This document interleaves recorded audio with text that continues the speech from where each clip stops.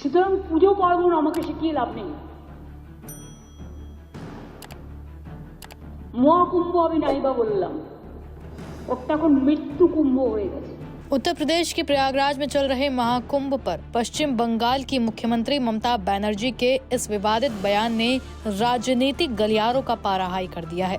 योगी आदित्यनाथ सरकार पर निशाना साधते हुए उन्होंने बंगाल विधानसभा में कहा कि महाकुंभ अब मृत्यु कुंभ में बदल गया है। उन्होंने आरोप लगाया कि महाकुंभ में वीवीआईपीज़ को खास सुविधाएं दी जा रही हैं, जबकि आम लोगों को वहां भारी मुसीबतों का सामना करना पड़ रहा है। उन्होंने महाकुंभ में हुई भगदड़ पर भाजपा सरकार को घेरा और कहा वहां भीड़ नियंत्रण के इंतजाम नहीं है। ममता बनर्जी ने कहा, ये मृत्यु कुंभ है। मैं महाकुंभ का सम्मान करती हूँ, मैं पवित्र गंगा माँ का सम्मान करती हूँ, लेकिन कोई योजना नहीं है। कितने लोग बरामद हुए हैं? अमीरों वीआईपी लोगों के लिए 1 लाख रुपए तक के कैंप की व्यवस्था है। गरीबों के लिए कुंभ में कोई व्यवस्था नहीं। मेले में भगदड़ की स्थिति आम है, लेकिन व्यवस्था करना महत्वपूर्ण है। आपने क्या योजना बनाई थी? दरअसल पश्चिम बंगाल विधानसभा में बजट सत्र के दौरान बोलते हुए ममता बनर्जी ने प्रयागराज में चल रहे महाकुंभ मेले में कथित कुप्रबंधन के लिए भाजपा के नेतृत्व वाली केंद्र सरकार और उत्तर प्रदेश सरकार की तीखी आलोचना की और कहा महाकुंभ मृत्यु कुंभ में बदल गया है। সুতরাং পুজো পার্বণ আমাকে শিখিয়ে লাভ নেই।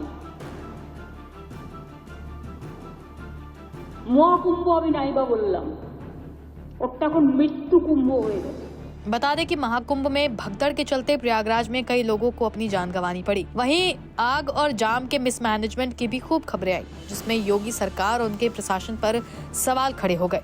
वहीं नई दिल्ली में प्रयागराज जाने वाली ट्रेनों में चढ़ने के लिए इतनी भीड़ पहुंची कि भगदड़ मच गई। इसमें भी 18 लोगों को अपनी जान गंवानी पड़ी थी। वहां मौजूद चश्मदीदों ने बताया कि स्टेशन के सभी प्लेटफॉर्म पर बहुत ज्यादा भीड़ थी, मगर प्लेटफॉर्म नंबर 12, 13, 14 और 15 पर स्थिति बदतर थी।